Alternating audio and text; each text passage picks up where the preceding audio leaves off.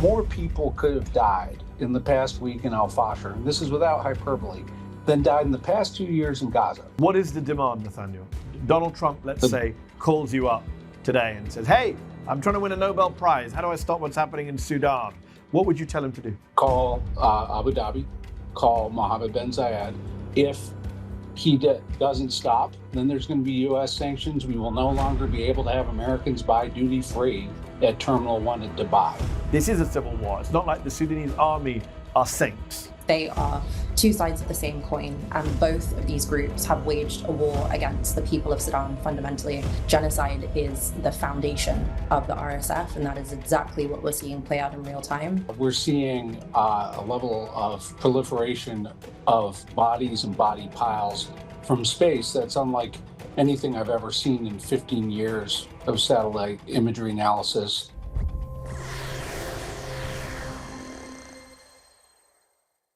Violence that is leaving a blood trail visible from space, massacres of the most brutal form, and a civil war, a genocide with no end in sight. I am, of course, talking about Sudan, where the killing has grown so dire that the director of the Internally Displaced Persons Humanitarian Network recently told NPR, if no one intervenes, there will be no one left to save.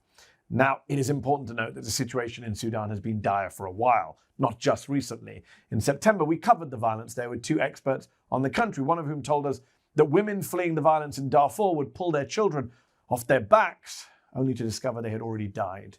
But what catapulted Sudan back into the headlines was the capture of the city of Fasher, the capital city of North Darfur, by the country's Rapid Support Forces, this RSF militia, after 18 months of siege. The scenes that followed were so brutal, so gruesome, so inhumane that Yale's Humanitarian Research Lab described the area around Fasher as a literal kill box. So, what is happening in Sudan? What is driving the horrific violence? Who's to blame? Joining me remotely to discuss all of that and more are Sudan specialist and Fulbright scholar Shayna Lewis and the executive director at Yale's Humanitarian Research Lab, Nathaniel Raymond. Thank you both for taking time out to join me and speak about this. Shayna, so much of the footage from the attacks in Fasher was almost impossible to watch. The Sudan Doctors Network called it ethnic cleansing. The Norwegian Refugee Council called it carnage. Describe the scenes that you've seen unfolding in Fasher over the past week. Have you been in contact with anyone there on the ground? It's been such a struggle, Mehdi, to be in contact with anyone on the ground due to the ongoing telecommunications blackout. There has been no internet in Fasher, the capital of North Darfur, since at least February of last year, but actually even further back than that. And civilians were only using Starlink devices, but of course, as they're fleeing for their lives with just the clothes on their back, they don't have time to access Starlink right now. The footage that we're seeing coming out is actually footage that is self-recorded by the RSF. They are detailing their brutality in exquisite detail. The footage is heartbreaking, to say the least. And what we're seeing is the RSF rounding up civilians, oftentimes around the earthen wall that they constructed around the city to block any civilians from exiting or entering, and they are shooting them one by one. We have seen footage of thousands of men in particular who have been rounded up, and we're still waiting for confirmation on where these civilians have been taken to or whether they have now been summarily executed.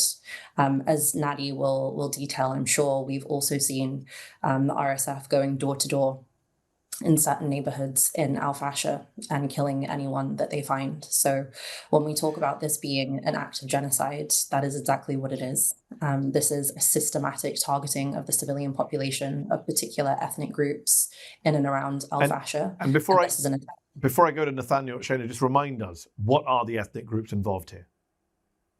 There's particularly the Zagawa community are being targeted. We also have the Fur people who are being targeted. We often hear about the Arab versus African tribal distinction here. It's a vast oversimplification, but it is one of the easiest ways to really think about the differences here and why these groups in particular are being targeted. Nathaniel, Yale's Humanitarian Research Lab released some pretty stark images of Fasher last week, where you can see the blood-soaked sand from outer space. Describe to us what you've been seeing in Fasher all of these days.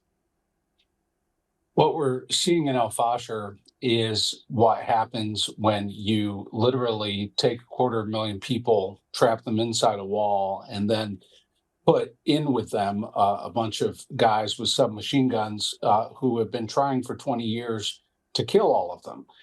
We're seeing a level of proliferation of bodies and body piles from space that's unlike anything I've ever seen in 15 years of satellite imagery analysis of conflict zones, including ethnic cleansing.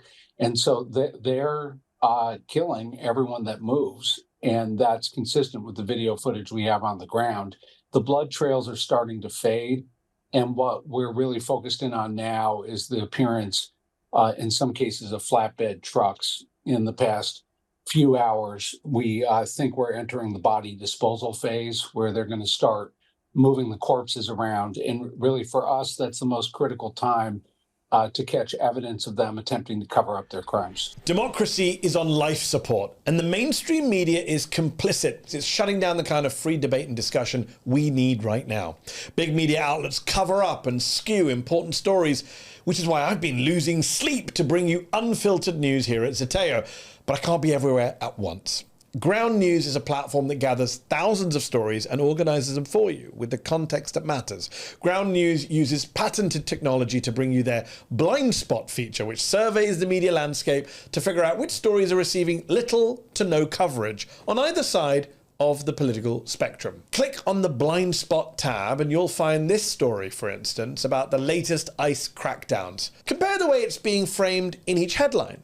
You'll see which side of the spectrum is covering it and which is letting it fall through the cracks. You shouldn't have to spend all day sifting through the news to be informed. In one click, you'll see the stories beyond your bubble, so you know that you're getting the full picture. Don't miss out. Scan the QR code or go to ground.news/Zeteo, Zeteo, to subscribe. You'll get 40% off the unlimited access Vantage subscription. That's less than $5 a month. So what are you waiting for? On that note, Nathaniel, you released a report on Friday that says you've not seen any large-scale movement from the city consistent with a civilian flight. The report says this raises the likelihood that most civilians who remain are, quote, dead, captured, or in hiding. How many civilians? You mentioned 250,000 people stuck inside of a wall, 20 years of trying to kill them. As of right now, November 2025, how many civilians do you estimate are still in Fasher alive today? The lowball estimate is the United Nations IOM, what's called DTM, Displacement Tracking Matrix estimate is 177,000. Our estimate at the Humanitarian Research Lab was as high as 250,000 who hadn't fled from the more than 1 million person original population of Fasher. So we think it's somewhere between 177 to 250,000 were in the city at the time it fell to the RSF. We think between 30 to 60,000 have made it out to Tawila and to the location known as Guerny. And so that puts us at somewhere around 200,000 still inside the kill box. We are not seeing right now what we call pattern of life consistent with there being 200,000 people alive inside that area or out in the open. And so, you know, we have to assume right now that there's many, many more dead than we can see that are inside houses or have already been moved. Deeply depressing. Shayna, let me ask you this. Nathaniel mentioned men with submachine guns trying to kill people for 20 years. You mentioned systematic killings. Tell us about who the RSF, the Rapid Support Forces, are and why they're behaving in such a violent manner. Yeah, so the Rapid Support Forces are the Janjaweed in any meaningful sense of the word.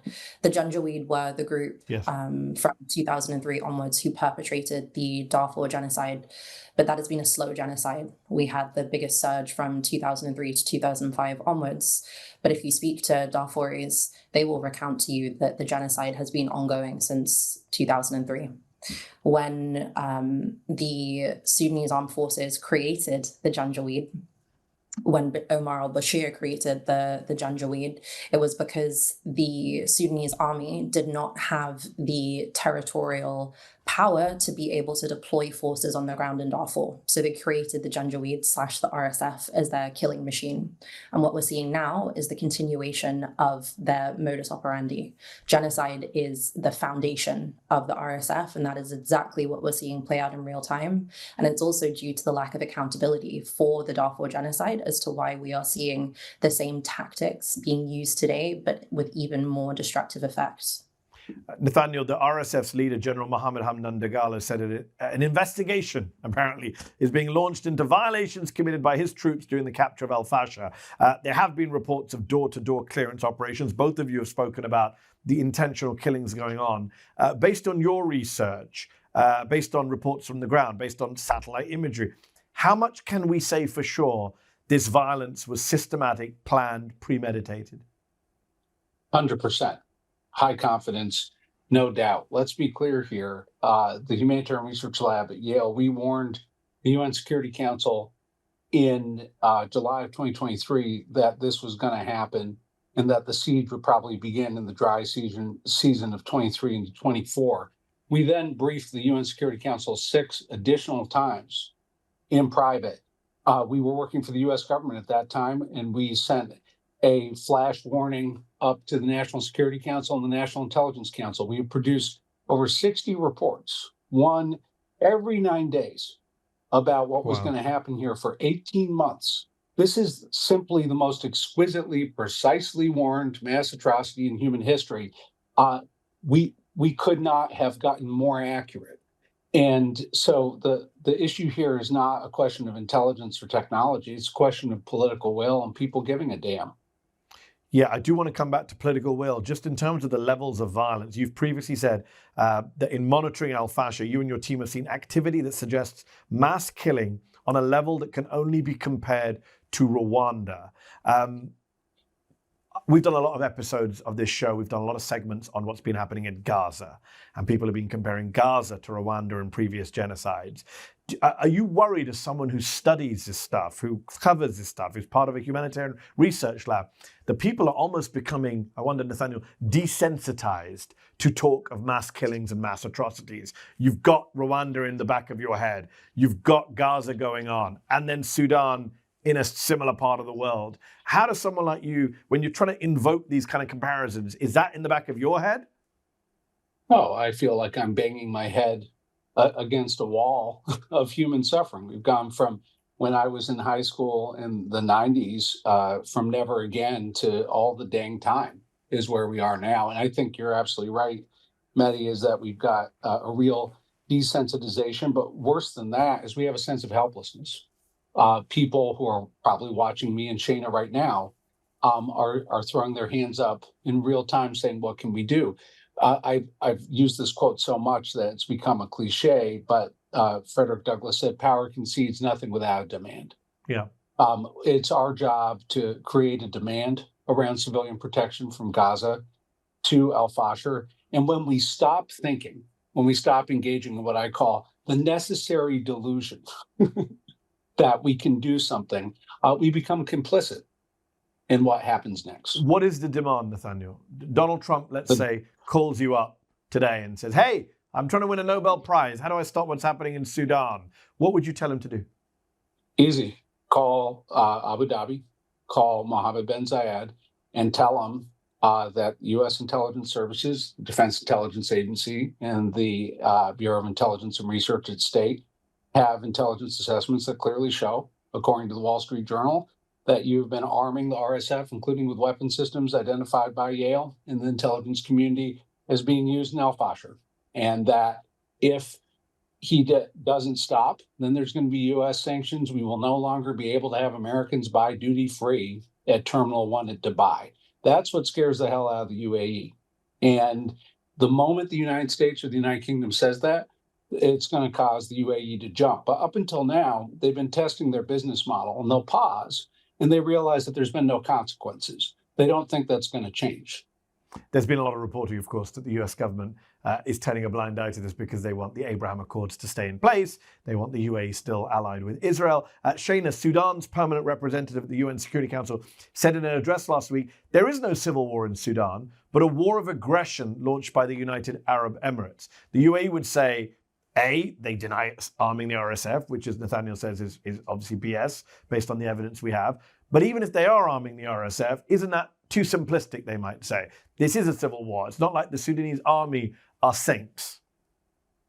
Absolutely not. And I'm so tired of hearing this, that there's some kind of falsehood here that the RSF are worse than the Sudanese Armed Forces. They are two sides of the same coin, and both of these groups have waged a war against the people of Sudan fundamentally. It is not a war between the RSF and SAF, it's the RSF and SAF against the people of Sudan. And what they're engaged in at the moment is a concerted attempt to undermine and dismantle any and all progress that was achieved towards civilian transition, towards civilian leadership of the country. The only way that they could dismantle the revolution was by attempting to tear the country apart, which shows you how powerful that peaceful movement for change was within Sudan. And until there is some kind of inclusion of Sudanese civilians, again, in these international processes that claim to be seeking peace in Sudan, there will not be peace on the ground. Shayna, let me ask you this follow-up then. If they're both two sides of the same coin and they're both committing crimes against the people of Sudan, which seems to be the case, how do you stop it? Because Nathaniel said you call up the UAE and stop it. Okay, maybe the UAE stops the RSF if the pressure is applied. What about all the outside countries? Because this is a lot of proxies, right? There's a lot of outside countries involved in Sudan. Are there people that can be pressured to stop supporting the Sudanese armed forces? Absolutely. So on the SAF side, we have Egypt and Saudi Arabia providing a lot of support at the moment.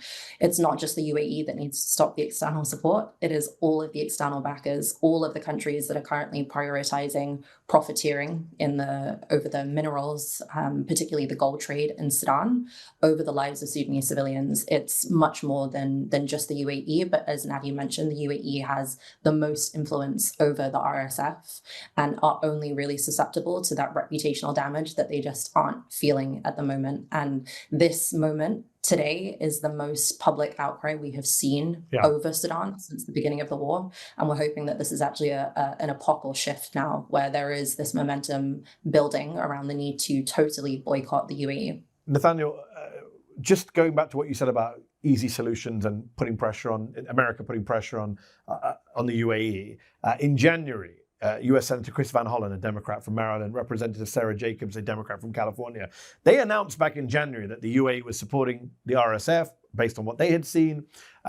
Many would argue that's a breach of the Leahy Law, which prohibits the U.S. from using funds to assist foreign security forces engaged in human rights abuses.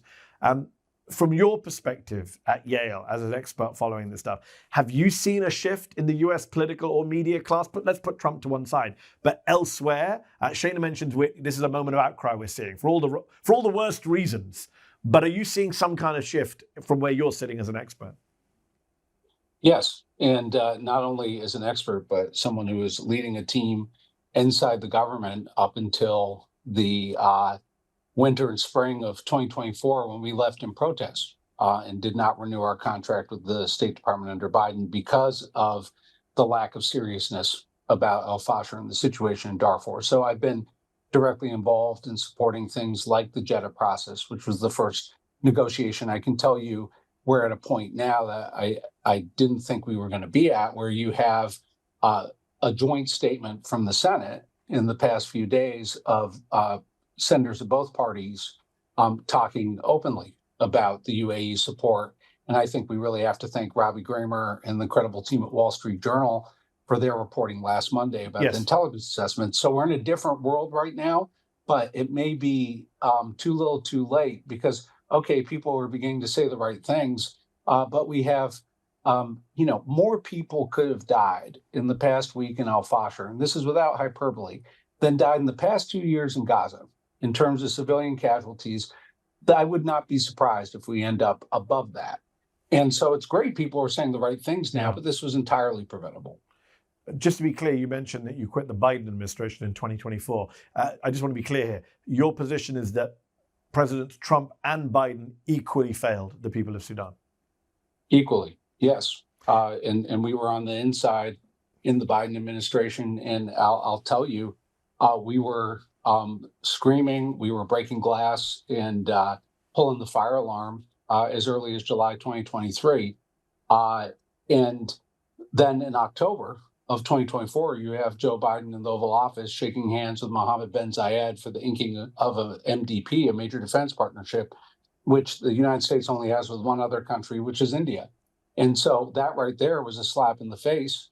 And we didn't even have a genocide determination by the State Department underneath the Elie Wiesel Atrocity Prevention Act until January of 2025 in Secretary Blinken's last week in office. So at the end of the day, you know, we can have all the press releases in the world, but actions are all that matters. As they're walking out of the door. Shayna, I've got to ask this question. A lot of, I don't know how to describe them, conservatives, right-wingers online, defenders of Israel, whatever phrase you want to use, they've been jumping up and down over the last week about Sudan. A, to do a bit of whataboutism and say, well, why is no one talking about Sudan? You've all been talking about Gaza, which is pretty cynical. But B, also to say, look at these Muslims always killing people. Look at these Islamists. And I've heard this phrase thrown around, these Islamists are killing innocent people. Just explain to our viewers, are the RSF Islamists? Because if they're backed by the UAE, I feel it's unlikely that they're Islamists.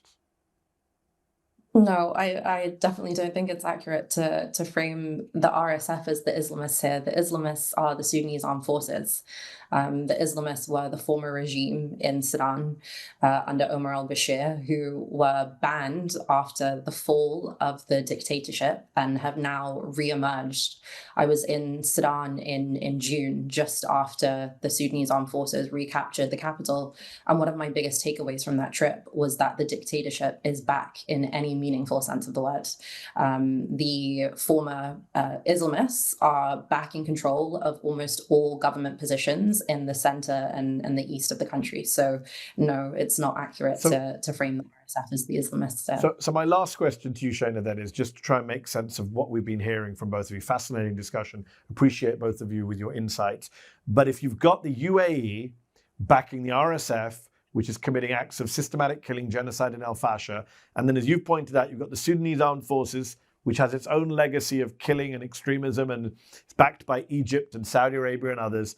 How does this end? Like, what does it look like? Is it some kind of, I know we say ceasefire in the context of Gaza as our parallel. Is it some kind of peace conference? Is it getting these parties all out of power? Is it getting these parties to form some kind of coalition? What does it look like, ideally? Hope for us, Shayna, hope for us. Bring the hope. It's been a hard week, but I'll try. The hope now is that we need a nationwide ceasefire. There are so many permeations on options to protect civilians right now, particularly increasing humanitarian assistance to Sudan, because just like in 2003 to 2005, many more people will die from indirect deaths due to a lack of humanitarian assistance than die from a bullet right now. So there is hope, and the hope is that we save lives by dramatically increasing the humanitarian aid flowing into Sudan. We are almost at the end of the year, and the UN pooled fund is only 26% funded, which means that humanitarians on the ground are having to make decisions between who receives aid and who doesn't, and those are life and death decisions. If we look on a wider sense of the long-term resolution of this conflict, I think, again, it comes back to having civilians at the table. SAF and the RSF have not been providing life-saving services on the ground. The people who have been doing that are Sudanese, and particularly Sudanese youth, who have been volunteering in their communities, staying behind at really significant personal cost to themselves, including death because of their work. And they have been filling the gap left by the failed state. What we would love to see, I think, in civil society is to have their meaningful inclusion in the design of what does the future of Sudan look like? Because as much as, yes, both Nadia and I have reflected on the need for the external backers to come to the table and pressure their respective allies on the ground to stop the fighting, what we need more so is Sudanese youth and the leaders of tomorrow involved in the design of what does hope and what does peace, justice, and freedom still look like for Sudan. Well said, and thank you for trying to give us some hope. Shayna Lewis, Nathaniel Raymond, thank you both for your insights and expertise on this horrific issue that we're witnessing right now. I appreciate you both. Thank you. Thank you. Did you like this video? Don't forget to subscribe to this YouTube channel and turn on notifications. For exclusive content and to support our independent, unfiltered journalism, head over to zeteo.com. Your support matters.